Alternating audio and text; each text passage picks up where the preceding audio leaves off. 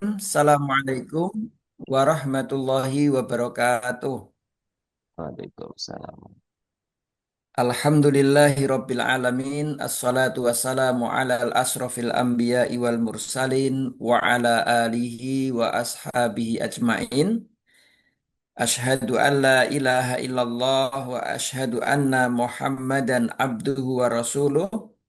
La nabiyya wa la rasula ba'dah. Usikum wa nafsi bitaqwallah faqad fazal muttaqun. Bapak dan Ibu yang dirahmati Allah, pertama kita bersyukur bahwa pada pagi menjelang siang hari ini diberikan Allah kesempatan untuk hadir dalam Zoom meeting kajian keluarga surga. Mudah-mudahan Allah senantiasa melimpahkan kesehatan, melimpahkan keberkahan, melimpahkan rizki, melimpahkan sehat kepada kita semua sehingga kita lebih lebih bisa beribadah kepada Allah Subhanahu wa taala. Salawat teriring salam mudah-mudahan terlimpahkan kepada junjungan kita Nabiullah Muhammad Sallallahu Alaihi Wasallam beserta keluarganya, sahabatnya dan para pengikutnya hingga yaumil kiamah nanti. Bapak Ibu, pada pagi hari ini itu judul webinar kita atau pengajian kita ini tentang larangan kekerasan verbal ya. Sebenarnya kalau di dalam agama kita itu kekerasan memang bisa dilihat dari dua sisi ya. Pertama itu kekerasan fisik, kemudian yang kedua itu kekerasan verbal ya. Kalau verbal ini dengan kata-kata dan yang sering muncul di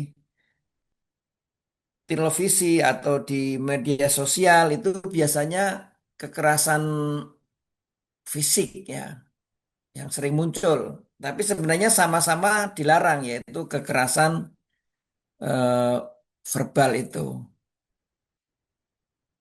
Di negara kita itu bahkan ada undang-undang sendiri tentang larangan eh, kekerasan dalam rumah tangga ya.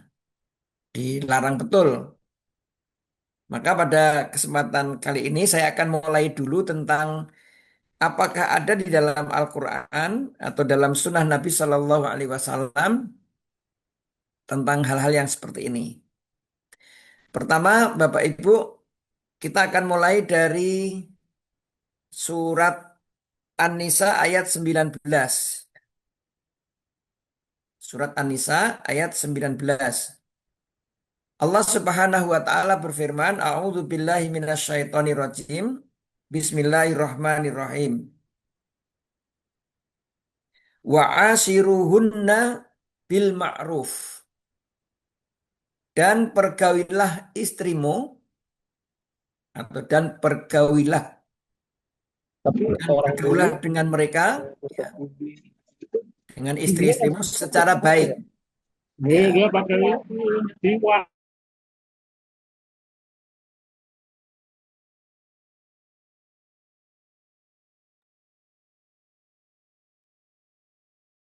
di unmute dulu kan seharusnya di unmute dulu mic-nya termute.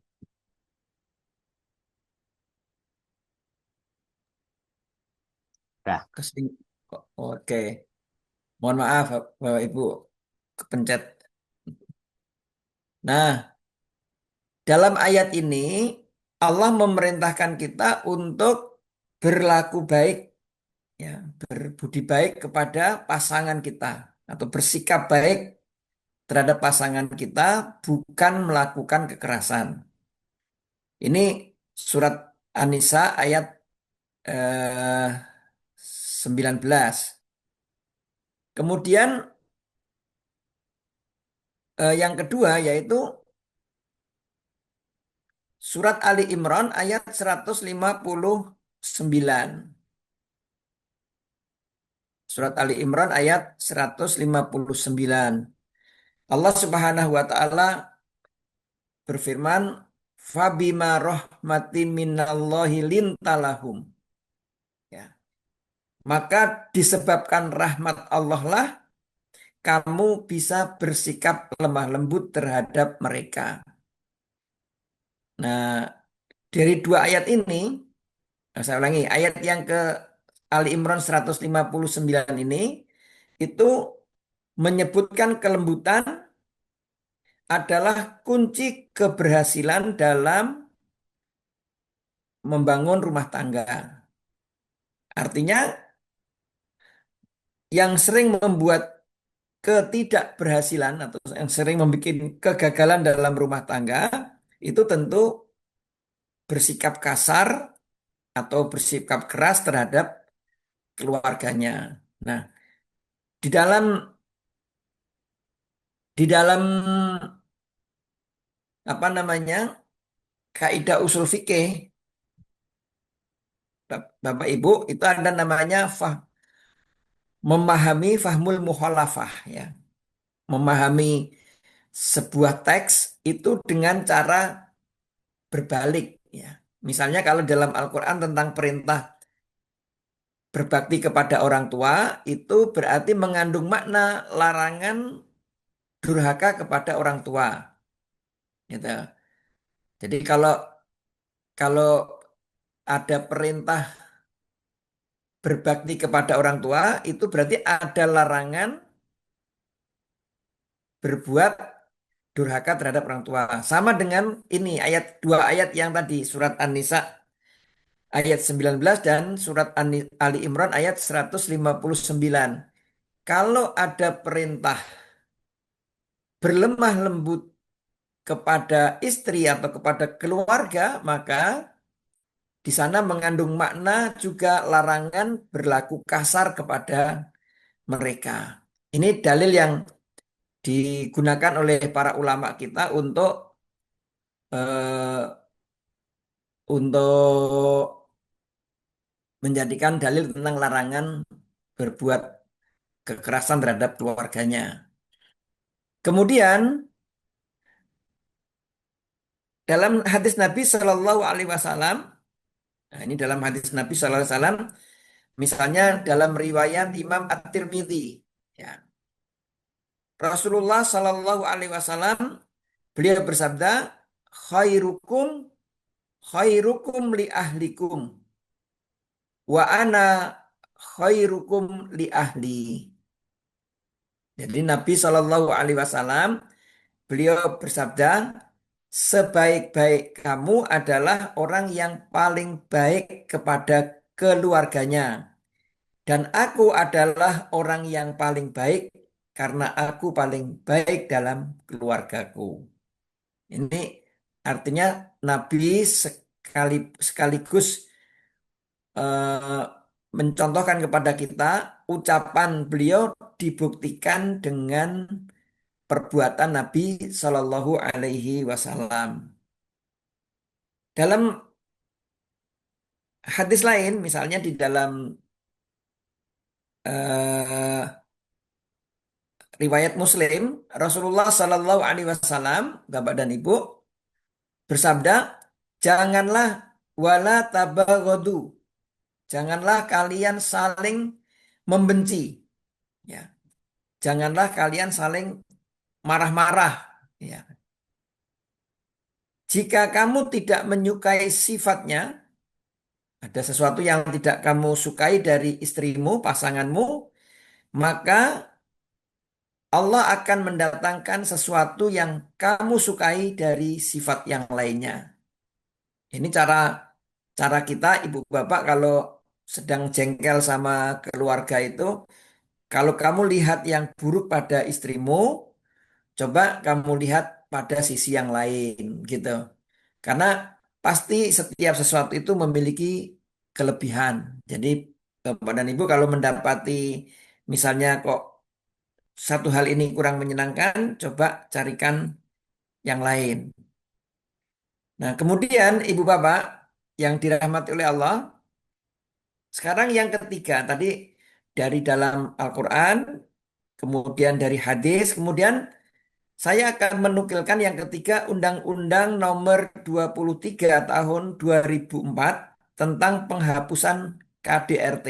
Nah, jadi ini ada Undang-Undang Nomor 23 Tahun 2004 tentang penghapusan KDRT. Maksudnya penghapusan itu larangan tindakan kekerasan dalam rumah tangga. Ya. Nah, dalam undang-undang ini, Bapak Ibu sekalian, ini dengan tegas itu melarang kekerasan verbal termasuk dikategorikan sebagai kekerasan psikis. Ya. Jadi kalau misalnya ada suami atau istri melakukan kata-kata yang seperti membuli misalnya atau kata-kata mencaci maki, menggertak gitu misalnya, yang itu dilakukan secara terus-menerus atau sering. Nah, ini termasuk dikategorikan sebagai kekerasan psikis karena biasanya verbal ini memang fisiknya tidak mengalami luka tapi batinnya yang merana. Nah, gitu. Jadi ini kadang-kadang lisan itu ibu-ibu sekalian, bapak ibu, lisan itu kadang-kadang memang bukan kadang-kadang memang tidak melukai fisik, tapi luka dengan lisan itu bisa lebih lama dirasakan daripada fisiknya. Makanya dalam kategori ini di Undang-Undang Nomor 23 itu, Bapak Ibu, penghapusan KDRT dalam dalam konteks verbal tadi itu apa saja yang dikategorikan itu ucapan yang merendahkan, menghina atau mengancam atau mengintimidasi. Ya. Kalau di dalam hadis Nabi SAW ini penjelasan undang-undang ini kalau di dalam hadis Nabi SAW itu Rasulullah Shallallahu Alaihi Wasallam melarang kepada para suami wala tadribul wajha wala tuqabbih. Jangan pernah kamu memukul wajah istrimu dan jangan pula kamu menjelek-jelekkan. Walau tuqabbih itu maksudnya tadi mungkin menghina tadi ya, merendahkan. Makanya Rasulullah itu mengajarkan ya kalau kalau sama istri, sama keluarga itu jangan terlalu vulgar ya. Misalnya memang ada kekurangannya ya bagaimana dimaafkan ya. Karena manusia pasti tidak mungkin sempurna ya. Kemudian yang keempat, Bapak dan Ibu, itu kaitannya dengan kompilasi hukum Islam. Nah, sekarang saya akan lihat di kompilasi hukum Islam. Ini juga sumber sumber pengetahuan atau sumber hukum yang apa biasanya dipakai di dalam di Indonesia sebagai pertimbangan hukum yang berkaitan dengan hukum keluarga ya. Ya, di dalam kompilasi hukum Islam atau sering disingkat dengan KHI, pada pasal 80 ya, pada pasal 80 itu menekankan kewajiban suami memperlakukan istri dengan baik dan penuh kasih sayang.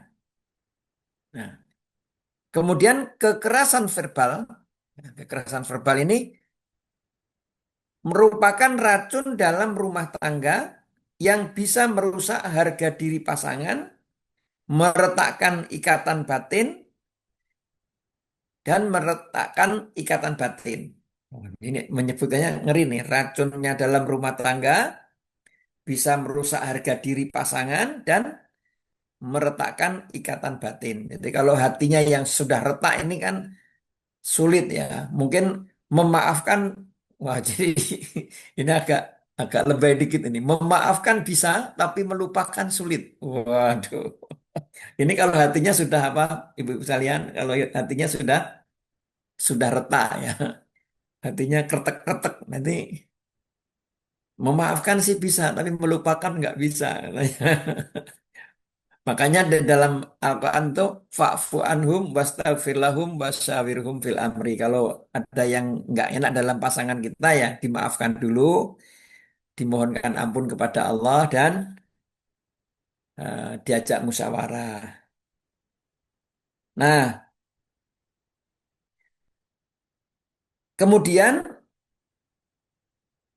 di ayat yang ke-84 atau pasal 84 di KHI juga, ini masih di KHI juga tadi, yang pasal 84 tadi, pasal 80 dikatakan di sana istri berhak mendapat perlakuan yang layak.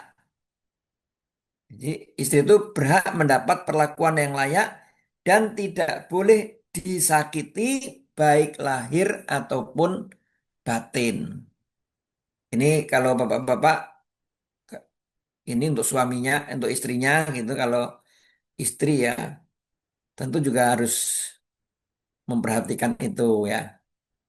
Jangan jangan mentang-mentang. Ini sebenarnya kekerasan verbal ini Bapak Ibu bisa terjadi di antara suami dan suami ke istri, bisa juga terjadi dari istri ke suami. Ini kadang-kadang saya punya teman itu saking takutnya sama istri karena sering dimarahi sama istri. Jadi sehingga apa? Ini yang menjadi korban ini suaminya sampai sekarang itu nggak mau lagi karena sekarang udah cerai itu. Ada teman saya di jauh sana cerai, kemudian sampai sekarang nggak mau lagi nikah karena dia kebayang-bayang kalau istrinya sudah marah gitu.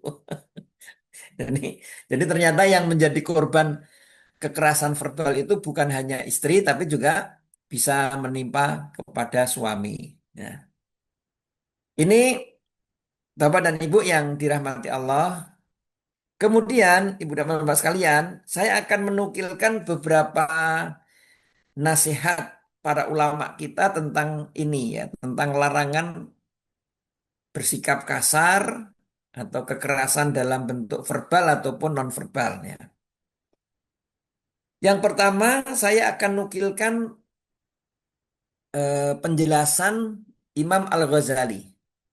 Ini saya yakin Ibu dan Bapak nih Imam Al-Ghazali ini salah satu imam ulama yang sangat masyhur khususnya di negara kita Indonesia.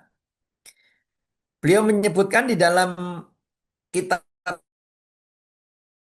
Ulumuddin, dalam kitab Ihya Ulumuddin, beliau mengatakan bahwa kebaikan akhlak terhadap istri itu adalah bagian dari kesempurnaan iman.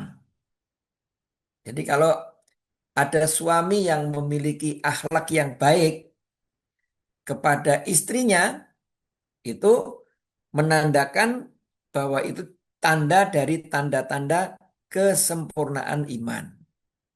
Nah, ini mudah-mudahan Allah Subhanahu wa taala mengkaruniakan kita itu pasangan yang seperti itu, mengkaruniakan ya. Kemudian Imam Ibnul Qayyim Al-Jauziyah, Ibnu Qayyim Al-Jauziyah itu beliau menulis sebuah buku namanya Tuhfatul Maudud. Tuhfatul Maudud. Tuhfatul itu kembang-kembang kasih sayang ya. Al-Maudud kelemah lembutan, Al-Wadud gitu. Makanya kalau kata Nabi SAW, kalau kamu menikahi wanita, mencari istri gitu, ibu dan bapak, carilah istri yang Al-Wadud, Al-Walud, Al-Walud, Wal-Wadud. Yang bisa memberimu keturunan yang banyak, kemudian yang penuh kasih sayang gitu. Jadi Imam Ibnul Qayyim menulis dalam kitab beliau Tuhfatul Maudud. Beliau menjelaskan apa? Yaitu rumah tangga yang dibangun atas kasih sayang dan kelembutan, rumah tangga yang baik maksudnya, rumah tangga yang ideal itu dibangun di atas kasih sayang dan kelemah lembutan, bukan dibangun di atas tekanan dan kekerasan. Nah, ada kadang-kadang dari suami kepada istri itu kadang-kadang ada yang bersikap keras karena pengen istrinya itu solihah gitu sehingga sikapnya keras. Padahal Nabi SAW sudah ingatkan kita, istrimu itu ibarat tulang rusuk.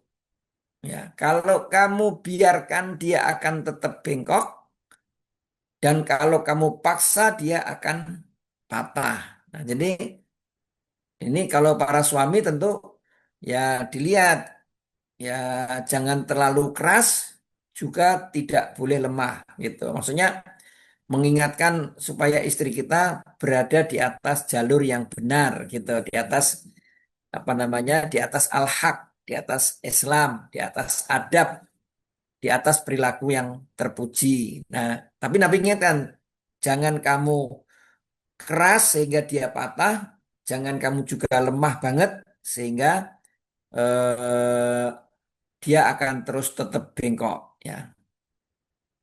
Jadi dari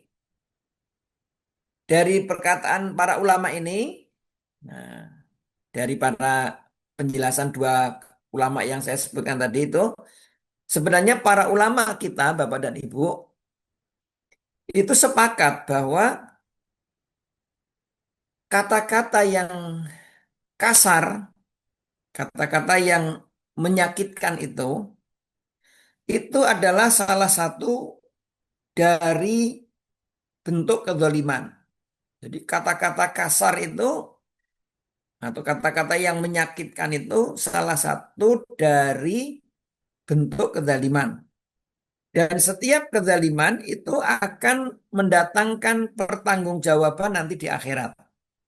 Nah, ini menjadi supaya menjadi pengingat kita. Ya, jadi berlaku dolim itu, ya Bapak Ibu, berlaku dolim itu di dunia pasti ini tidak bagus, apalagi nanti di akhirat. Nabi Shallallahu Alaihi Wasallam mengingatkan kita, ittaqud dzulma fa inna dzulma dzulumatu yaumal qiyamah. Jadi coba memilih kata-kata yang bagus sehingga tidak mendatangkan kedoliman ya, kedoliman di dunia dan tentu akan dipertanggungjawabkan nanti di akhirat. Ini Ibu Bapak yang dirahmati oleh Allah Subhanahu wa taala. Kemudian Bapak dan Ibu, ada teladan dari Rasulullah Sallallahu Alaihi Wasallam. Ada teladan dari Rasulullah Sallallahu Alaihi Wasallam dalam membina rumah tangga dengan penuh kasih sayang dan tidak dengan kekerasan. Dengan tidak dengan penuh kasih sayang dan tidak dengan kekerasan. Yang pertama, para ulama kita, Bapak dan Ibu, mencatat perjalanan keluarga Rasulullah Sallallahu Alaihi Wasallam itu keluarga yang beliau tidak pernah memukul istrinya dan tidak pernah mengucapkan kata-kata kasar untuknya. Ini yang dilakukan oleh Nabi itu tidak pernah berlaku kasar dan juga tidak berkata-kata kasar. Nah, jadi memang Nabi ini subhanallah, makanya Nabi itu kalau beliau tidak suka, maka beliau memilih diam. Ya, beliau memilih diam. Atau ketika Nabi Shallallahu Alaihi Wasallam tidak suka terhadap apa yang dilakukan oleh keluarganya, Nabi Shallallahu Alaihi Wasallam nampak wajahnya berubah. Nah, ini mohon maaf nih Bapak dan Ibu, coba kita kenali watak kebiasaan pasangan kita, gitu. Kita kenali. Kan kadang-kadang ada orang itu biasanya cerewet, teneng teneng teneng teneng gitu, banyak ngomong. Tapi kalau dia lagi nggak suka atau lagi kesel gitu, terus diem. Nah, berarti kita kenalin. Ini kalau pasangan saya diem aja itu tandanya dia lagi ada sesuatu yang dia tidak suka, gitu. Ada sebaliknya juga, ada orang yang pendiam, tapi kalau dia nggak suka, maka dia langsung ngomong. Nah, gitu. Jadi ada beda-beda nih. Ada yang biasanya ngomong banyak, tapi kalau pas nggak suka dia diem. Tapi ada juga yang orangnya pendiam, tapi kalau nggak suka dia ngomong. Nah, inilah yang harus dipahami. Nah, Aisyah radhiyallahu anha itu melihat kalau Rasulullah Shallallahu Alaihi Wasallam itu tidak berkenan dengan sesuatu yang beliau lakukan, maka wajah Nabi itu berubah menjadi merah. Nah, itu Pak. Wajah beliau itu bersih gitu, Bapak Ibu. Tapi kalau beliau lagi nggak suka, maka eh, wajahnya menjadi merah. Nah, ini kalau sudah merah, Aisyah paham berarti ada yang tidak berkenan. Nah, ini penting untuk menjaga komunikasi itu supaya tidak berlanjut pada sesuatu yang buruk gitu.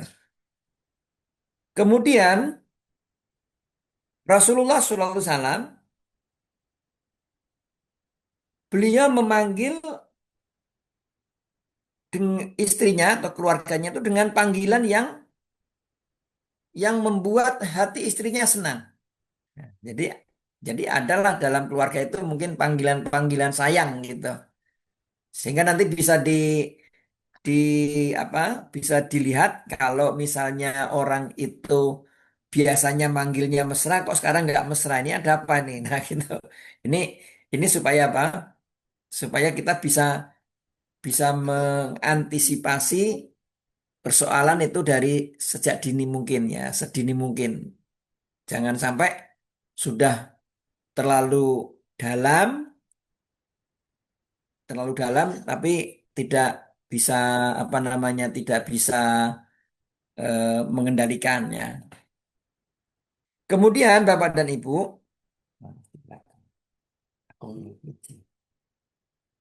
Bapak dan Ibu, kemudian yang ketiga, Rasulullah Shallallahu Alaihi Wasallam, beliau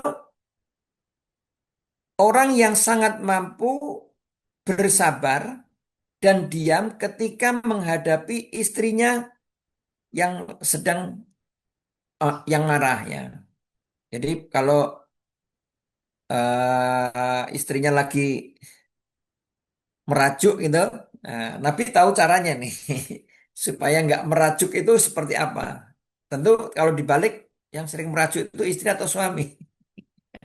Jadi jadi yang sering marah-marah itu bapak-bapak atau ibu-ibu. Nah, ini nanti bisa dipelajarin oleh bapak dan ibu. Nah, kalau yang salah satunya marah, dan saya yakin ini ibu dan bapak dalam rumah tangga kita ini pasti ya sesekali, dua kali, beberapa kali dalam rumah tangga itu pasti ada hal-hal yang kadang-kadang menyinggung perasaan kita, kemudian menyebabkan kita menjadi kurang kurang nyaman lah ya. Nah, oleh karena itu eh, bersabar itu adalah lebih baik. Jadi kalau menghadapi istri atau suami yang sedang marah, pilih diam, kemudian bersabar, minta maaf, mohonkan ampun, baru nanti kalau sudah mereda ajak ngomong. Nah, jangan langsung dijawab dulu. Kalau dijawab dulu nanti jawab apa namanya berbantah-bantah, suasana semakin tidak terkendali. Ya, jadi kalau salah satu sedang marah ya sudah yang lain diam dulu, walaupun mungkin benar. Nah, yang jadi kerok itu semuanya ngomong dan tidak ada yang mau mengalah. Nah, ini apa namanya ibu dan bapak yang dirahmati Allah, dengan cara seperti itu mudah-mudahan apa? Mudah-mudahan nanti keluarga kita atau rumah tangga kita bisa bisa bertahan dalam kebaikan yang luar biasa ya. Kemudian ibu dan bapak, Nabi Shallallahu Alaihi Wasallam. Nah, ini yang terakhir nih contoh terakhir bagaimana Nabi Shallallahu Alaihi Wasallam membina rumah tangganya sehingga nanti menjadi keluarga yang baik gitu. Rasul Shallallahu Alaihi Wasallam itu senantiasa membantu pekerjaan rumah sebagai bentuk empati dan cinta. Jadi kalau walaupun suami punya tugas bekerja di luar, tapi Nabi Shallallahu Alaihi Wasallam itu suami yang sangat ideal. Beliau tidak malu membantu dan meringankan pekerjaan istri. Itu tidak malu membantu dan meringankan pekerjaan istri. Misalnya, Nabi itu biasa menjahit pakaiannya yang apa namanya yang sobek misalnya. Atau Nabi SAW juga nggak malu membersihkan sandalnya sendiri, misalnya gitu. Jadi sehingga yang mestinya menambah beban pekerjaan istri itu oleh suami, pekerjaan istri sudah diringankan dengan beberapa pekerjaan dikerjakan oleh sendiri. Nah, inilah ibu dan bapak yang dirahmati Allah bahwa membangun rumah tangga itu tentu dari dua belah pihak. Jadi antara suami seperti itu selalu berbuat baik dan eh, istri juga senantiasa berbuat baik. Ya. Nah, ini Bapak Ibu materi yang bisa saya sampaikan pada kesempatan pagi hari ini. Nah, mudah-mudahan nanti ada yang bisa apa di sharing atau ditanya jawab dalam kesempatan berikutnya. Ya, demikian Bapak dan Ibu yang dirahmati Allah. Saya tutup dulu dan silakan kembali ke pembawa acara. Siapa tahu ada yang pengen didiskusikan. Assalamualaikum warahmatullahi wabarakatuh. Waalaikumsalam warahmatullahi wabarakatuh. Alhamdulillah, banyak pencerahan ya bahwasanya kekerasan verbal itu bukan cuma dialami oleh istri, bisa juga suaminya yang sampai trauma tadi gak mau nikah lagi. Itu daerah mana, Sat? Dari Medan. Jadi Medan, saudara-saudara. Oke, sebelum kita ke sesi tanya jawab, ada beberapa informasi yang ingin kami sampaikan buat teman-teman. Yang ini yang hadir ada 15.000 orang ya. 15.000 Oh, orang nolnya gelundung semua. Gak apa-apa. ada yang kesulitan masuk itu saya. Ada tadi sudah dicoba-coba tapi belum berhasil juga. HP-nya Hmm, tidak muat katanya. Oke, nanti oke, yang kesulitan bisa diarahkan ke sini saya. Bisa kita bantu-bantu nanti. oke. Untuk informasi yang ingin kami sampaikan, yang pertama terkait dengan Yayasan Al-Hanif Cendekia Indonesia yang sedang terus membangun ruang kelas dan juga ruang kantor yang sekarang sudah dirintis di daerah mana saat SMA-nya?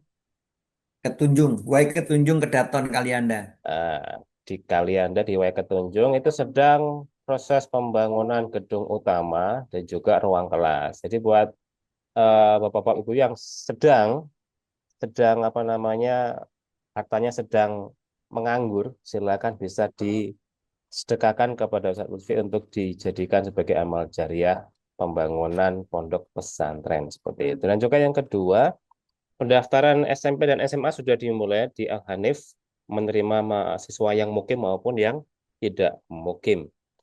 Jadi silakan nanti bisa dijabri-jabri aja di grup atau langsung ke Ustadz Lutfi seperti itu. Sembari menanti yang lain untuk yang mau raise hand, yang mau ngobrol langsung dengan Ustadz Lutfi boleh raise hand dulu, atau yang kesulitan raise hand bisa langsung buka mic-nya atau video dulu deh, mic-nya nanti dulu. Kalau mau langsung ngobrol dengan Ustadz Lutfi silakan bisa buka kameranya. Itu ada pertanyaan dijawab dulu ya, Pak Destor. Bentar, kalau ada yang langsung mau live langsung boleh. Kita hitung sampai 5. 1, Bisa. 2, 3, 4, 5. Belum ada yang mau buka video? Belum. Oke, kita langsung ke siapa nanya nih? Ibnu Arifin. Oh, Bang Ibnu. Kita bacakan dulu saat bagaimana cara membedakan antara teguran atau nasihat dengan bentuk kekerasan verbal. Monggo. Wah, ini baik. Ini pertanyaannya dari Pak Ibnu Arifin tentang membedakan antara teguran atau nasihat dengan bentuk kekerasan verbal. Ya. Yang pertama, Bapak Ibu, nasihat itu motifnya memperbaiki yang salah menjadi benar. Jadi yang pertama itu kalau yang kita lihat orang yang menasehati itu ingin merubah dari sesuatu yang salah menjadi benar. Tapi kalau kekerasan itu biasanya diawali dari kemarahan, kemarahan, orang marah, kemudian kata-katanya tidak terukur, kata-katanya menjadi jelek, buruk gitu. Dan kalau kekerasan ini cenderung untuk merendahkan atau menjatuhkan mental. Ini jadi bisa bisa dibayangkan ya. Jadi kalau orang menasihati itu ya boleh juga menasihati itu dengan suara yang agak keras gitu. Tapi dia pasti berharap perbaikan dari sikap yang dia ditegur ya. Tapi kalau kekerasan ini menunjukkan akhlak yang buruk, kalimatnya buruk, akibatnya juga buruk. Ya walaupun kadang-kadang nanti ada orang yang salah paham juga nih, nasihatin apa marahin gitu ya. Ya marah itu salah satu cara menasihatin juga gitu. Nah, tadi di KHI tadi, ya kompilasi hukum keluarga tadi, Bapak dan Ibu, yang sudah saya sampaikan di awal, bahwa KHI itu menyebutkan kekerasan itu, ya, kekerasan itu biasanya itu apa namanya? Ntar saya ulang dulu, tak. Lihat catatan saya tadi. KHI ini bisa mendapatkan perlakuan yang tidak boleh sakiti lahir dan batin dan cenderung kepada merusak rumah tangga. Ya, ini yang tadi sudah saya nukilkan untuk Ibu dan Bapak di KHI pasal yang ke-80 ya. Pasal yang ke-80 dan pasal yang ke 84 ya. Ini yang menjelaskan tentang bedanya menasihati dan eh, memarahi atau mencaci maki tadi ya. Mungkin begitu Pak Ibnu yang bisa dikasihkan jawabannya. Siap. Silakan mungkin. Yang sudah on cam ada Kakak Eli. Kalau mau bertanya boleh di open mic atau yang lain. Bang Ibnu sudah on cam. Mau langsung tanya, lanjutkan ke co-host Tekon nggak apa-apa. Kita hitung sampai 5. Kalau ada yang mau tanya langsung di unmute atau raise hand dulu biar di unmute dari sini nggak apa-apa. Satu, dua, tiga, empat, lima. Oke. Ada pertanyaan di kolom komentar saya dari Bu Dibacain tuh. Eko Anggonowati. Silakan. Bagaimana dengan orang yang memang sudah punya perangkai ketus padahal tidak marah? Apakah termasuk ke dalam kekerasan verbal? Ini, ini anu nih, memang punya perangai ya. Ya, Perangainya ketus ya. one layer. Gawan ini ya, gawan ini. Ibu dan Bapak, di dalam agama kita memang ada orang itu memiliki akhlak yang kurang baik. Ya, akhlak yang kurang baik itu salah satunya tadi sih peranginya ketus. Kalau ngomong itu kalau nggak neladung itu kayaknya nggak puas gitu.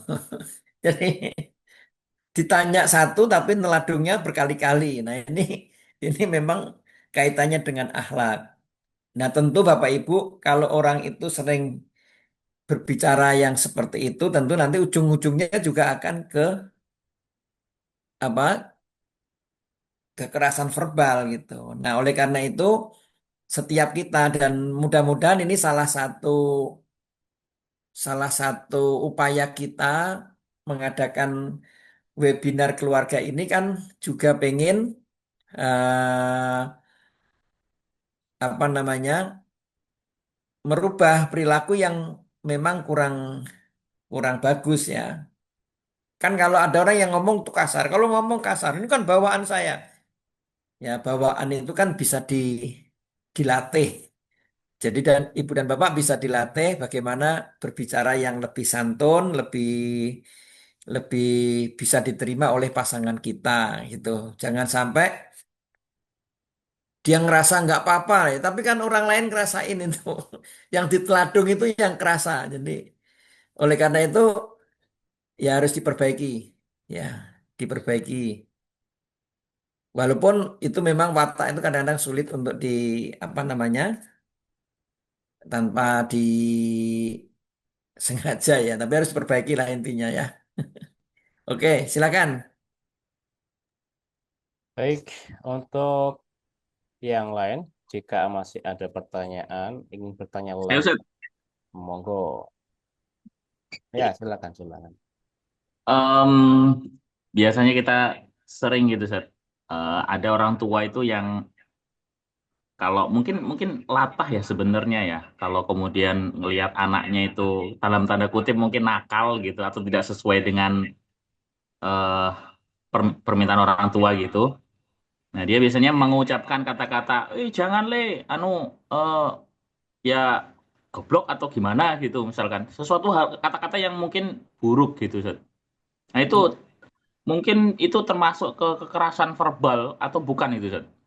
Dan mungkin juga pertanyaannya eh, bagaimana ini orang tua yang punya anak mungkin mencaranya supaya dia tidak melakukan hal-hal seperti itu. Karena banyak banyak banget kayaknya kalau dilihat di masyarakat kita itu yang mengumpat ke anaknya itu ya dengan kata-kata yang mungkin bagi anak kayaknya kurang baik gitu.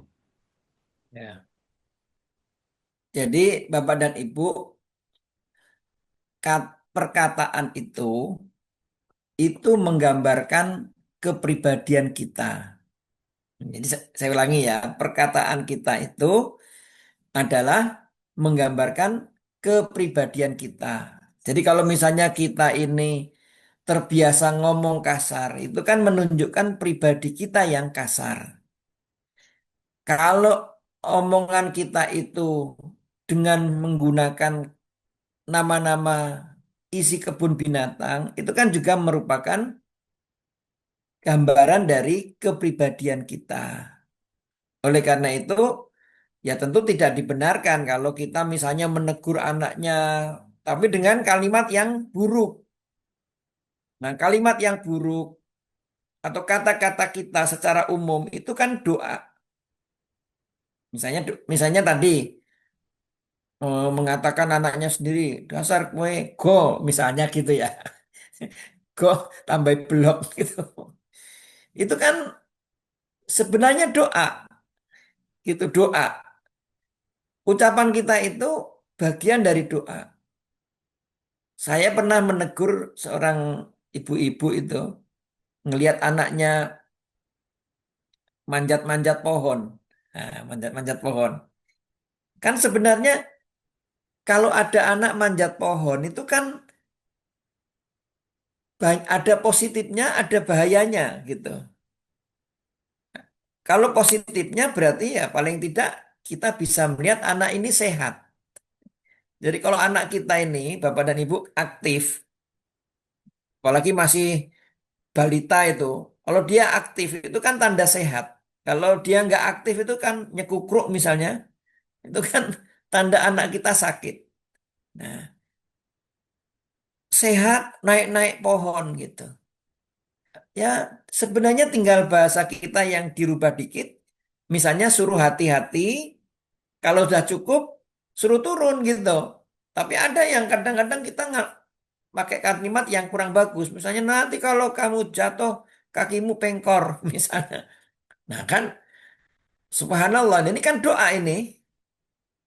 Ini tuh doa bagian daripada kalimat kita ini bisa menjadi doa bagi anak kita. Nah kalau sampai betul-betul jatuh dan pengkor itu kan yang tentu yang menjadi menyesal tentu kita sebagai orang tua. Makanya memilih kata-kata yang baik dalam menegur, nah itu juga sesuatu yang harus diperhatikan oleh kita semua. Jangan sampai memilih kalimat yang buruk, gitu.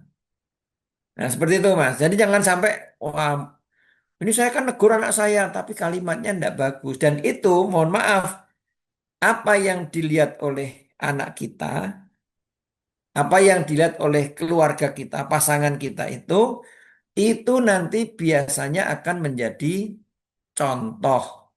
Jadi akan menjadi contoh. Jadi nanti, lah kalau bapaknya begitu, kadang-kadang nanti akan menjadi contoh bagi yang lain. Oke, seperti itu. Silakan. Ya, silakan. Mas Ibnu sudah terjawab. Cukup, cukup, cukup. Yang Ya, lain, ya. yang lain. Yang on cam ada Kakak Arya Fitri. Silakan boleh di open mic kalau ingin ngobrol langsung dengan Ustadz Lutfi. Kita open mic ya. Silakan kalau ada yang mau ditanyakan, Bapak Ibu. Nggak ada, Pak. Oh, enggak Nggak ada. ada, oke. Kita hitung sampai 5. 1, 2, 3, 4, 5. Oke. Kita lanjutkan saat untuk pembahasan setelah ini, apakah nanti akan dilanjutkan dengan tema yang berkaitan dengan ini lagi atau gimana? Mungkin bisa tawarkan ke teman-teman yang lain seperti apa pembahasan untuk tema berikutnya. Biar nanti ada persiapan ya, Mas ya. Ya, kira-kira mau dilanjutkan terkait dengan tema kekerasan lagi yang mungkin ya termasuk marak juga kan ya di apa namanya KDRT itu kan masih termasuk kasus yang besar juga di Indonesia sebenarnya gitu. Ya, betul. Mau dilanjutkan Ya, usul tuh. atau tema yang lain silakan. Temanya kalau ke depan gimana tentang masalah tetangga? Tat? Kayaknya ada yang viral itu di Malang. Tetanggamu harimaumu. Boleh juga. Atau ibu-ibu ada masukan itu, masukan materi yang akan kita apa dimajukan untuk kita bahas pada pertemuan yang akan datang, insya Allah. Kita tetap pertemuannya 2 pekan sekali atau mau sehari sekali, Sat? Sehari sekali. 2 minggu sekali aja nggak Ya, apa-apa, oke. insya Allah. Berarti tanggal berapa itu? 2 minggu sekali berarti tanggal 19 ya. Tanggal 19, insya Allah. Pak Sarjimin, ada yang tanyakan silakan. Kalaupun ada yang mau tanyakan bisa open mic atau open kamera. Sarjimin bergabung lagi. Pak Sudi lagi kondangan ini. Oke, untuk ke depan mungkin kita pakai Zoom lagi atau gimana, Sat? Atau balik ke meeting lagi? Enak mana kira-kira? Kalau saya sih enak saja, sama aja ya. Cuman saya lihat tadi ada beberapa jamaah kita ini WA ke saya nggak bisa masuk gitu. Ya, Nggak ya, ya. masuk, nggak bisa masuk itu bukan gangguan, tapi kayaknya lebih pada nggak bisa masuk. Tadi Kak Eli dari Pringsewu tadi susah masuk karena HP-nya penuh. Tapi alhamdulillah sudah masuk sepertinya. Ih, Kalau meeting itu lebih ringan, tapi untuk perekamannya jadi susah. Kalau Zoom ini sudah langsung rekam. Oh gitu, ya ya ya ya. Tapi nanti kita lihat situasi lah. Ya, Papa nanti berarti ada tutorial lah bagaimana cara masuknya gitu dikasih. Oh, Ya, kayaknya ada yang nggak Zoom. punya Zoom. aplikasi Iya, Zoom gitu. iya, betul. Gitu. Tadi tuh yang WA ke saya kayaknya nggak punya Oh, aplikasi bingung. Zoom sehingga Installnya nggak bingung. bisa masuk. Gitu. Baik, sudah jam 10.23. Pak Sarjimin sudah on cam. Kalaupun mau bertanya, boleh Pak Sarjimin. Mau menyapa Ustaz Lutfi, bisa di-unmute dulu. Ya, silakan. Assalamualaikum. Waalaikumsalam. Waalaikumsalam warahmatullahi wabarakatuh. Apa kabar, Pak? Alhamdulillah.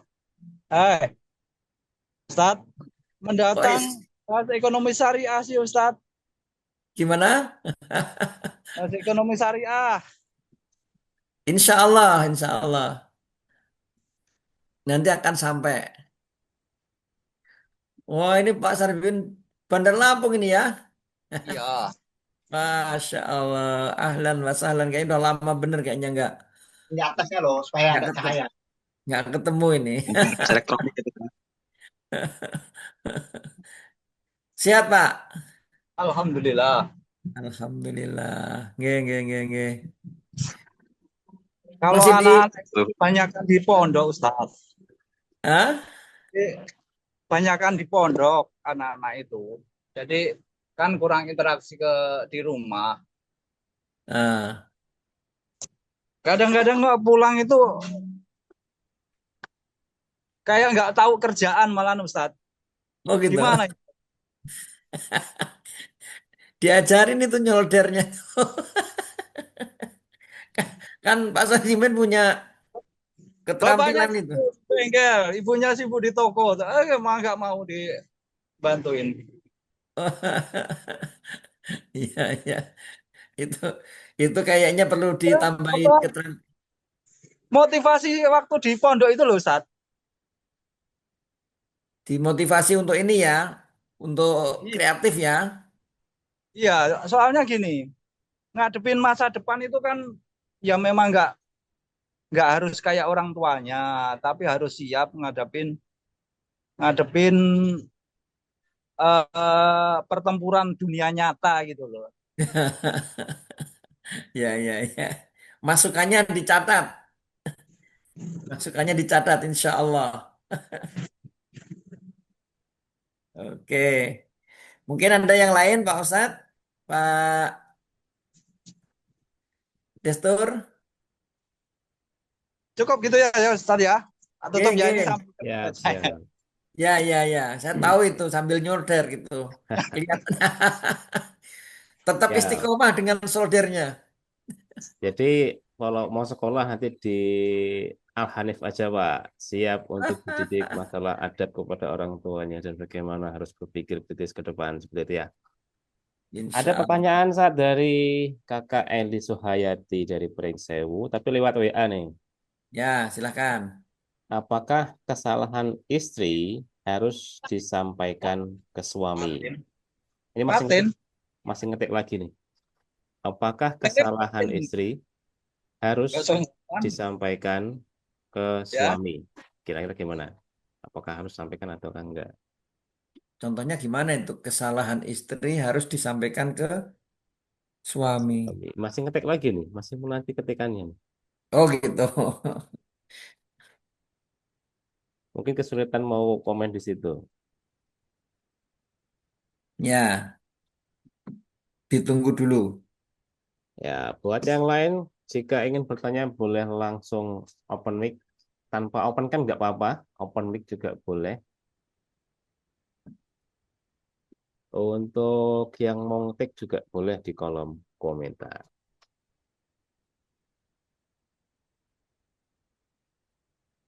Kakak Ridwan masih sibuk kayaknya ini. Lagi ngaduk beliau.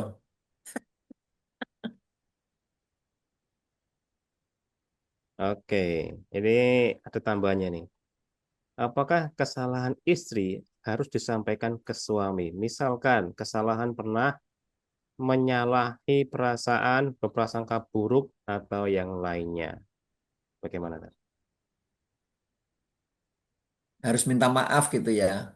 Ya, Kalau gini, Bapak Ibu, kan setiap hari itu kita karena berinteraksi dengan pasangan itu kan 24 jam.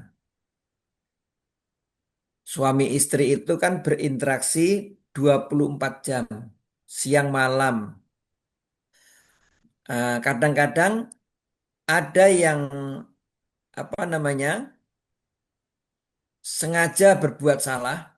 Kalau yang sengaja ini kan mungkin ada dendam, ada kecewa, ada jengkel, sehingga dia sengaja membuat kesalahan. Ada juga yang salah itu dia tidak sengaja, dipanggil nggak denger gitu, dijak ngomong nggak nyambung. Itu kan kadang-kadang kan ada kesalahan-kesalahan yang bikin pasangan itu jengkel, yang sebenarnya sih tidak dimaksudkan untuk membuat jengkel. Yang saya ulangi, jadi ada dalam kehidupan kita sehari-hari dalam berumah tangga itu kan kadang-kadang ada yang sengaja melakukan kesalahan, ada yang tidak sengaja. Misalnya yang sengaja melakukan kesalahan, misalnya pergi dari rumah tanpa izin, misalnya. Kenapa dia melakukan itu? Karena mungkin pernah tersakiti atau pernah bales apa gitu, sehingga dia menyengaja melakukan kesalahan. Nah, tentu Bapak Ibu, kesalahan apapun itu ya memang tidak perlu dirinci salahnya apa. Tapi bagi pasangan yang hebat itu tentu berani meminta maaf kalau ada yang tidak berkenan. Gitu. Sebagaimana Allah Subhanahu wa taala berfirman, "Wasari'u ila magfiratim mir rabbikum wa jannatin arduhas samawati wal ard uiddat lil muttaqin." Bersegeralah kamu dari ampunan Allah kepada ampunan Allah yang Allah telah mempersiapkan la- surga yang luasnya langit dan bumi. Jadi salah satu kepribadian rumah tangga yang baik itu adalah ketika pasangan ini berani meminta maaf ketika mereka terjatuh pada perbuatan salah. Nah, ya kalau yang misalnya yang lalu-lalu ya sudahlah. Kalau memang nggak dilihat, kata Rasulullah, kalau kamu melakukan kesalahan tidak ada yang tahu kecuali dirimu, ya sudah. Mohonlah ampun kepada Allah Subhanahu wa taala. Mudah-mudahan Allah merahasiakan kesalahan itu di dunia dan di akhirat. Kalau di akhirat tentunya diampuni dosa-dosa kita oleh Allah Subhanahu wa taala. Seperti itu, Mas. Jadi kalau siap, siap. kalau apa harus disampaikan? Ya tidak harus, tapi segeralah merasa apa? Kalau merasa berbuat salah ya minta maaf dan itu adalah sikap yang sangat sangat baik. Nah, yang dimintain maaf juga jangan malu untuk jangan mahal-mahal untuk memberi maaf karena saling memaafkan itu adalah hal yang mulia di sisi Allah Subhanahu wa taala dan mulia juga di hadapan manusia. Jadi sikap itu sikap yang sangat mulia. Jadi katanya ada berbohong yang diperbolehkan tuh ketika seperti ini juga misalnya. Nggak usah jujur-jujur amat daripada jadi konflik gitu. Ya bukan nggak usah jujur-jujur aja. Jujur itu keharusan ya. Jangan jangan nanti nggak jujur gitu. Jujur itu keharusan dan kewajiban kita. Tapi tidak semua yang salah itu harus disampaikan kepada orang lain, termasuk kepada pasangan kita. Gitu. Jadi kalau Siap. kalau dengan misalnya kehilangan uang, lupa naruh duit, ini kalau saya diem aja kan duitnya yang hilang aja, tapi suami kan nggak marah-marah, itu misalnya. Tapi kalau saya sampaikan nanti malah jadi ribut misalnya. Sudah, nanti kalau sudah lama, sudah teratasi masalahnya baru cerita kalau dulu pernah kehilangan uang gitu. Tapi kalau masih suasana misalnya lagi tegang, kemudian lagi susah keuangan, kemudian kok tiba-tiba cerita kehilangan uang, nah, mungkin kan malah bikin ruwet itu. Ya udah ditahan dulu rasa sakitnya sendiri, nanti kalau sudah lapang baru diceritakan. Minta ganti lagi sama suaminya.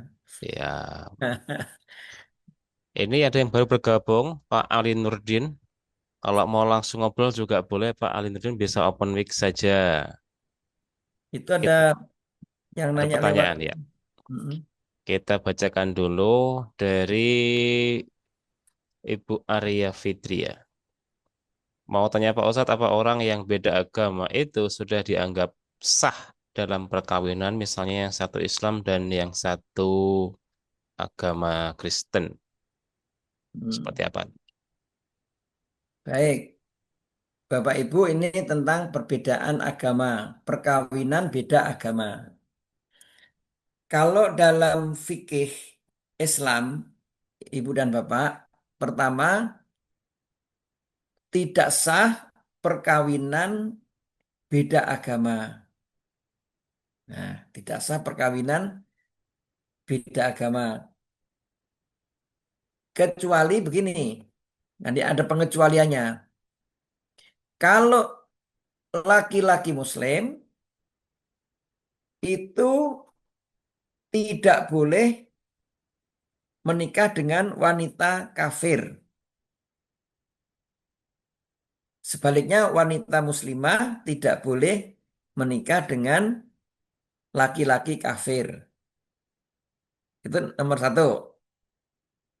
Nomor dua, laki-laki muslim boleh menikah dengan ahli kitab.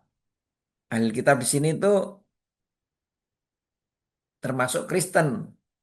Ya, Yahudi termasuk Kristen itu dikategorikan sebagai ahlul kitab. Jadi laki-laki muslim boleh menikah dengan wanita ahlul kitab. Walaupun Umar bin Khattab tidak menganjurkan ini.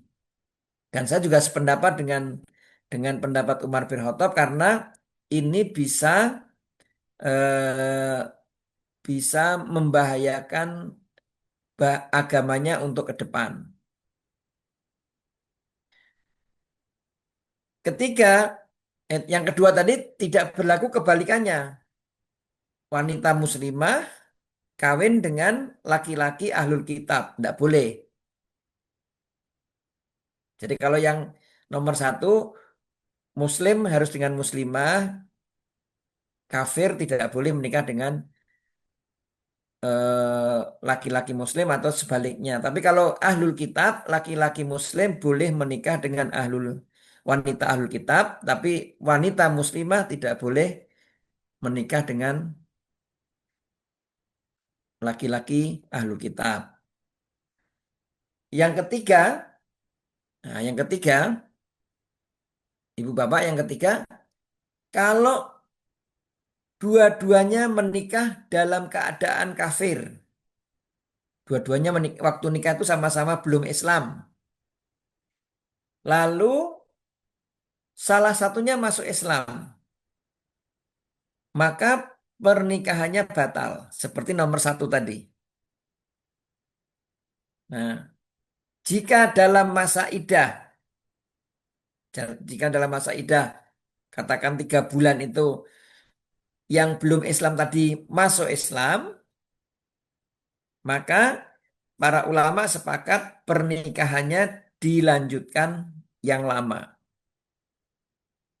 Ini berlaku dengan orang-orang yang tadinya menikah dalam keadaan Islam, kemudian salah satunya murtad, maka pernikahannya batal. Tapi kalau dia kembali lagi kepada Islam, maka pernikahannya seperti semula selama belum habis masa idahnya. Nah, itu jawaban untuk Bu Arya ya. Mudah-mudahan bisa ditangkap tuh.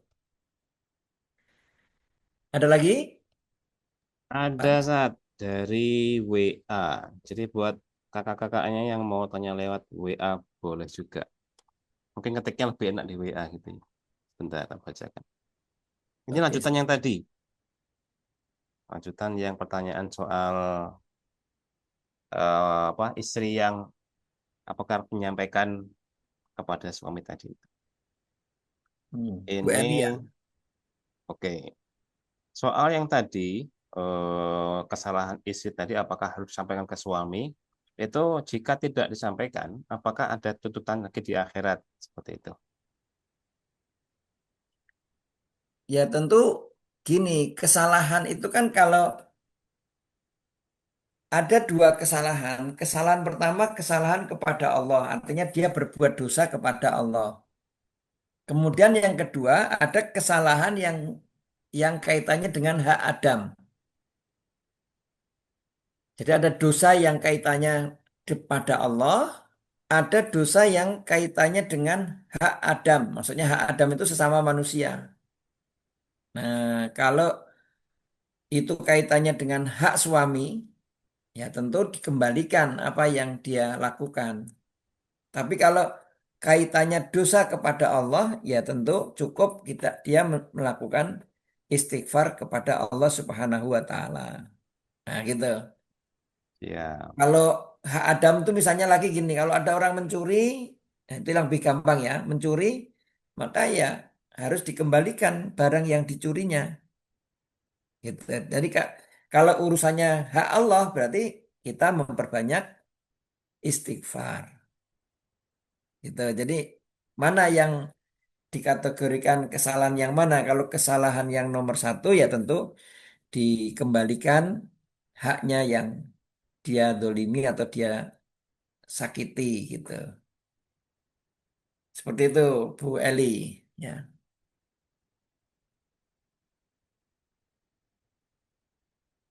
ada lagi pertanyaan dari WA. Satu lagi dari siapa ini? Oh, silakan. namanya nggak disebutkan. Pertanyaannya, apakah dosa seorang istri ataupun suami yang masih mempunyai perasaan suka dengan masa lalunya, ya mungkin ada hubungan sebelumnya gitu kan, itu sudah berusaha dan selalu minta pertolongan Allah, hanya belum berhasil 100% untuk melupakan itu. Tapi masih tetap melayani suami dengan pelayanan yang terbaik, menunjukkan sikap yang baik dengan memuliakan dan juga kewajiban-kewajibannya dipenuhi. Itu bagaimana? Apakah dosa? Masih cinta lama gitu maksudnya. Ya, masih ada rasa-rasa yang Masih ada mengganjal. rasa-rasa. Jadi Bapak Ibu tidak boleh masih ada rasa-rasa dengan seseorang yang bukan halal bagi kita ya. Ya dilupakan dan mohon pertolongan kepada Allah Subhanahu wa taala. Karena itu akan mengganggu keharmonisan dalam rumah tangga gitu. Sesuatu yang tidak halal ya itu dikategorikan oleh Allah sebagai rijsun. Nah, nanti Ibu dan Bapak bisa buka Al-Quran dalam surat Al-A'raf ya. Silakan ditulis surat Al-A'raf. Itu ayat yang 33. Bapak Ibu bisa buka di surat Al-A'raf ayat 33. Allah berfirman, Qul innama harrama rabbiyal fawahisha ma dhahara minha wa ma baton. Wal isma wal baghya bi ghairil haq wa an tusyriku billahi ma lam yunazzil bihi sultana wa an taqulu 'alallahi ma la ta'lamun. Surat Al-Isra ayat 33 Al-A'raf ya orang ini. Surat Al-A'raf ayat surat ke-7 ya, ayat ke-33. Allah berfirman, katakanlah sesungguhnya yang diharamkan oleh Allah itu Kul innama harrama rabbia. Yang pertama al-fawahish, yaitu perbuatan fahisyah. Itu kalau di dalam terjemahan kita itu sering diartikan keji. Nah, perbuatan keji ma dhahara minha yang nampak Wama batona atau yang kamu sembunyikan.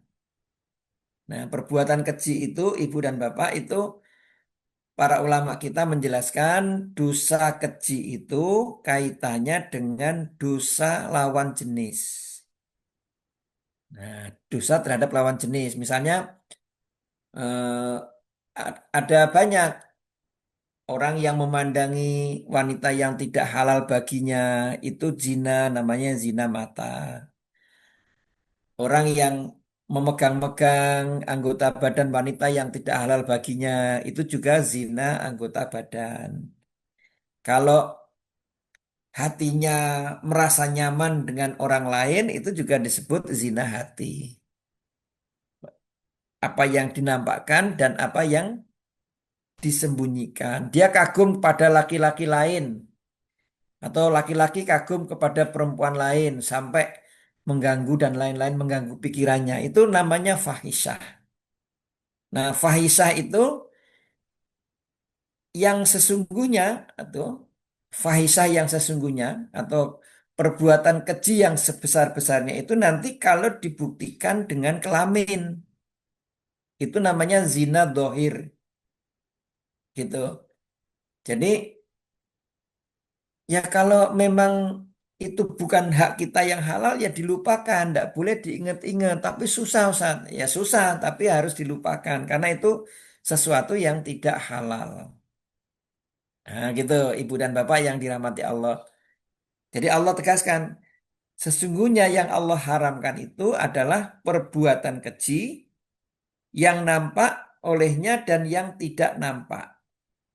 Nah, itu surat Al-A'raf ayat 33. Nah, kemudian ada perbuatan dosa.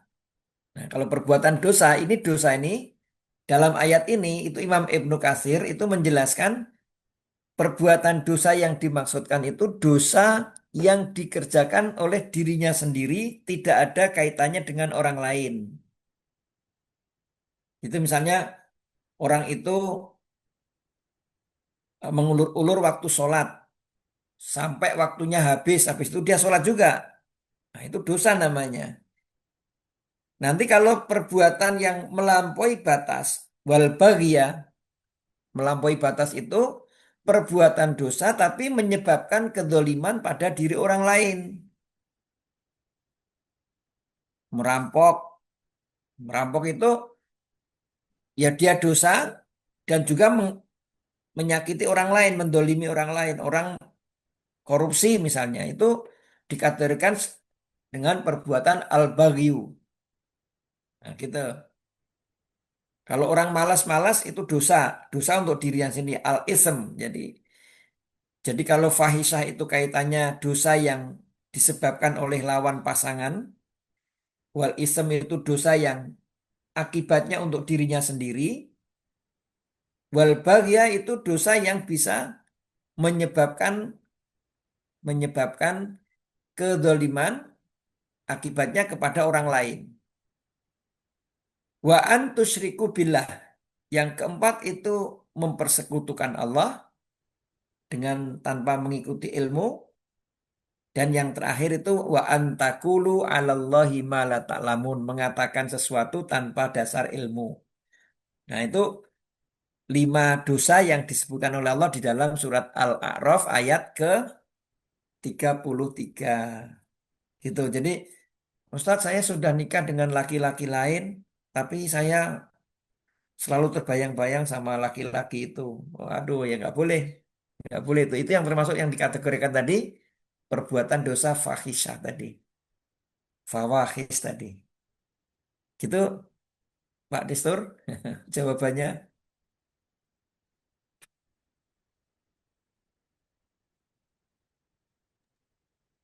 Ada lagi pertanyaan dari kolom komentar. Oke, silakan. Assalamualaikum. Ustaz mau tanya, siapakah orang yang perlu kita bahagiakan? Orang yang perlu kita bahagiakan. Ya banyak dong. Banyak. Bapak Ibu yang harus kita bahagiakan itu banyak. Setiap orang yang ada di sekitar kita itu harus kita bahagiakan. Nah, dibahagiakan dalam kalimat rumah tangga ya tentu pasangan kita. Gitu. Jadi kalau yang perlu dibahagiakan dalam konteks yang kita bicarakan hari ini itu adalah ya pasangan kita, termasuk anak-anak kita. Jadi pasangan kita itu harus kita bahagiakan. Bahagiakan dengan apa? Dengan banyak hal. Misalnya dengan apa namanya kita bahagiakan dengan memberi nafkah yang cukup. Misalnya begitu. Atau dengan tadi dengan kasih sayang itu kan termasuk kebahagiaan. Dengan kata-kata yang baik, tidak kita dustai misalnya. Nah, itu kan kebahagiaan-kebahagiaan yang eh, harus kita berikan kepada pasangan kita. Termasuk ada nggak kebahagiaan kepada orang tua kita? Pasti dong. Makanya di dalam agama kita, Bapak Ibu, nafkah itu dari suami ke istri. Ada nafkah orang tua ke anak. Ada nafkah anak ke orang tua yang sudah tua. Nah, jadi ini mohon maaf nih kita yang masih muda, itu kan orang tua kita pasti udah umurnya lebih tua dari kita. Banyak dari orang tua kita itu walaupun hidupnya susah itu nggak mau nyusahin anak. Nah, tidak mau nyusahin anak ini berarti anaknya lah yang harus paham bahwa dia punya kewajiban untuk menafkahi orang tuanya yang tidak mampu lagi bekerja. Nah, jadi kalau ditanya siapa yang kita bahagiakan ya orang tua kita. Nah, jadi membahagiakan orang tua, membahagiakan anak juga begitu. Bapak dan Ibu memberi nafkah cukup kepada anak-anak, termasuk menyekolahkannya dengan pendidikan yang baik. Itu kan di antara cara membahagiakan. Nah, kalau kita sudah punya rumah, punya tetangga, apakah tetangga kita harus kita bahagiakan? Ya dong. Makanya Nabi mengatakan tidak boleh kamu membuang sampah ke tetanggamu. Maksudnya membuang sampah ke tetanggamu itu kan menyusahkan dia. Tidak boleh tanganmu menyakitinya. Misalnya kalau apa tetangga kita punya tanaman dan lain-lain, jangan sampai tanamannya hilang oleh kita. Punya ternak, ternaknya hilang oleh kita. Nah, tetangga kita misalnya harus selamat dari lisan kita. Jangan sampai tetangga kita diribah, dicaci maki, di tadi di secara verbal misalnya. Nah, jadi kebahagiaan itu kepada siapapun, nah sesuai dengan takaran dan kadar yang Allah perintahkan. Gitu. Jadi setiap kita itu harus bagaimana membahagiakan orang lain gitu. Tapi konteks konteks kajian kita pada webinar kita pada pagi hari ini, Bapak Ibu, itu konteksnya adalah pasangan kita ya. Begitu, Bapak Ibu? Ada Siap, lagi? sudah jam 10.51. Kalau masih ada pertanyaan, kita nantikan di hitungan 5, 4, 3, 2, 1. Dah cukup. Nah, Masih ada pertanyaan terkait dengan tema hari ini, kekerasan verbal yang mungkin ya ada yang mengalami atau tetangganya mengalami dan terdengar sampai rumah itu kadang-kadang ya bikin gimana gitu. Cukup? Jika cukup, mari kita nantikan atau kita simak. Oh, ada satu lagi nih. Ada satu lagi masuk di WA. akan. Sampaikan aja ya. Baru nanti di closing statement. Waduh. Ini pertanyaan terakhir ya, langsung nanti di closing aja.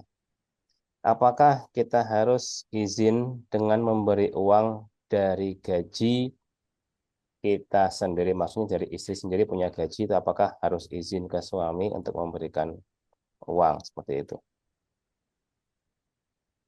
Diulangi, Mas. Dan masih mengetik, masih ada tambahan lagi sepertinya. Oh ya, Oh, ke orang silakan. tua. apakah kita harus izin dengan dengan apa namanya ini, dengan suami untuk memberi uang dari gaji kita sendiri kepada orang tua kita? Gimana, Zat? Baik, Bapak Ibu yang dirahmati Allah, kalau uang itu dari miliknya sendiri, maksudnya miliknya istri sendiri dari hasil kerjanya sendiri, atau uang yang sudah menjadi haknya istri. Kalau pertanyaannya harus izin atau tidak izin, tentu tidak harus izin. Gitu, tidak harus izin. Tapi dari sisi apakah mana yang lebih utama untuk menjaga keharmonisan dan keutuhan rumah tangga, tentu komunikasi dengan pasangannya itu adalah hal yang lebih utama. Jadi kalau istri punya harta dari pekerjaannya karena dia pegawai, dia dagang, dia bertani misalnya, dan itu betul-betul harta miliknya, ya tidak ada kewajiban untuk minta izin. Tapi berkomunikasi dengan suami, menghindari kesalahpahaman, menghindari sakwasangka, menghindari suudon, maka berbicara dengan suami itu lebih diutamakan. Jadi sehingga nanti ada keterbukaan. Ngapain juga orang mau berbuat baik kok sembunyi-sembunyi. Sehingga nanti suaminya curiga, nih duit kamu habis kemana aja. Nah, kan jadi yang tadinya baik malah menjadi tidak baik. Gitu. Jadi kalau yang saya ulangi tapi itu kalau uang itu dari hartanya sendiri. Ya, gitu Bapak Ibu. Eh, Kajian kita pada hari ini mudah-mudahan bermanfaat dan saya doakan mudah-mudahan nanti pertemuan yang akan datang Bapak Ibu bisa hadir bersama dengan saudara-saudara yang lain dan mudah-mudahan ilmu yang kita bahas ini bermanfaat, membawa keberkahan, menambah pengetahuan kita bagaimana mengelola rumah tangga yang harmonis, yang sakinah, mawaddah, warahmah, penuh kasih sayang. Kalau ada kesalahan dan kehilafan dengan pasangannya, kita tidak perlu malu dan menahan diri untuk tidak memohon maaf. Ya, mudah-mudahan Allah membimbing kita dikumpulkan di dunia dan tentu nanti kita berkumpul kembali di akhirat bersama keluarga yang kita cintai.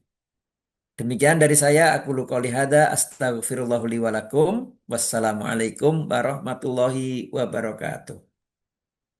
Waalaikumsalam warahmatullahi Waalaikumsalam wabarakatuh. warahmatullahi wabarakatuh. Oke, demikian untuk webinar pada hari ini terkait dengan kekerasan verbal tadi itu, bahwasanya sebenarnya itu bisa dirubah tergantung tadi itu ya, apa input insight yang sering dimasukkan ke dalam diri kita, itulah apa yang dikeluarkan, seperti falsafah falsafah filosofinya Teko, apa yang ada di dalam pasti keluarnya juga sama, beda ya itu sulap berarti kan.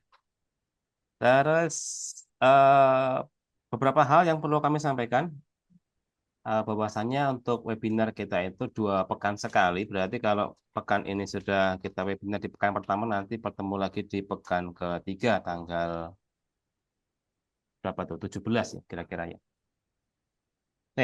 17, 19. 19 kayaknya, Mas. 19, tanggal 19 Oktober nanti akan diinfokan di dalam grup. Sebelum kita tutup informasinya tadi itu ya, untuk yang mau umroh di bulan Oktober ini bersama Ustadz Lutfi, nanti langsung di WA saja ke admin. Adminnya ada saya sendiri, ada Kakak Ridwan Syah, dan juga Mas Ibnu Arifin. Silakan langsung konfirmasi jika ada yang ingin umroh di bulan ini, langsung nanti yang sudah mendaftar akan dapatkan diskon sampai 500.000. Semakin banyak yang mendaftar, semakin ramai dan ada konsultasi gratis sama Ustadz Lutfi nanti, gampang. Untuk itu, sebelum kita tutup, ada baiknya nanti buat teman-teman sekalian untuk membagikan beberapa informasi yang ada di grup supaya grup kita semakin ramai. Seperti itu. Untuk berikutnya, mari kita akhiri sesi diskusi kita pada hari ini dengan hamdalah dan doa penutup majelis. Alhamdulillah Rabbil Alamin. Subhanakallahumma wa bihamdika. Alhamdulillahirrahmanirrahim. Alla ilaha illa anta astaghfiruka wa atubu ilaik. Ini mau saya screenshot, silakan bisa open kamera untuk kenang-kenangan kita bahwasanya kita sudah melakukan pengajian pada hari ini. Mudah-mudahan dengan saling tatap muka itu bisa saling kenal. Kalau saya pas ke sana mungkin mampir ke rumah Bapak Ibu kan bisa lumayan tuh menghemat biaya konsumsi kan. Silakan, mungkin bisa di open cam biar saya dan sini buat kenang-kenangan. 1, 2, 3, yang lain masih belum. Nggak apa-apa lah ya. Langsung aja kita screenshot. 1, 2, 3, jempol yang mana? Nah, jempol kaki bukan. Salah pencet. Oke, siap. Terima kasih. Jika ada kekurangan atau kesalahan dari kami mohon dimaafkan. Dan jika ada kritik dan saran kami nantikan supaya kita bisa berkembang bersama-sama. Seperti itu. Kami akhiri. Wassalamualaikum warahmatullahi wabarakatuh. Waalaikumsalam Waalaikumsalam warahmatullahi warahmatullahi wabarakatuh. wabarakatuh. Silakan, boleh di close masing-masing.